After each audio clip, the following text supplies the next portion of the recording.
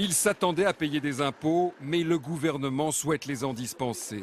650 000 foyers fiscaux modestes, des contribuables aux revenus allant de 1,2 à 1,3 SMIC, soit par exemple pour un célibataire 1 250 € mensuels.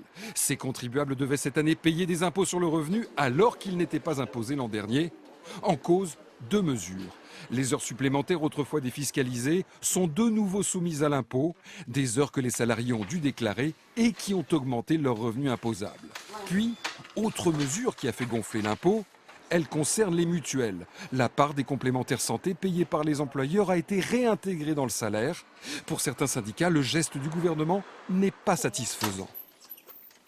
On est au travers de cette mesure qu'effectivement des populations, des foyers fiscaux ont subi des hausses d'impôts importantes, ce qui est vrai, mais on ajoute une mesure ciblée, probablement une mesure très technique et peu lisible, alors que mieux vaudrait réformer dans l'ensemble l'impôt sur le revenu. Le gouvernement a prévu une enveloppe d'au moins 600 millions d'euros pour financer le coup de pouce. Il doit désormais plancher sur sa mise en œuvre avant l'arrivée des avis d'imposition en septembre. Et plus globalement, Manuel Valls a rappelé que les impôts avaient augmenté de 60 milliards d'euros en 4 ans, entre 2011 et 2014. Quel changement pour notre porte-monnaie. Bonsoir Jean-Paul Chapelle. Bonsoir. Vous avez fait le calcul pour 3 familles types. Oui, alors prenons une famille avec 2 enfants. Si elle a comme revenu imposable l'équivalent de 2 SMIC, donc 2 472 € par mois aujourd'hui, eh bien en 2011, elle ne payait pas d'impôt. En 2014, elle n'en paiera pas non plus.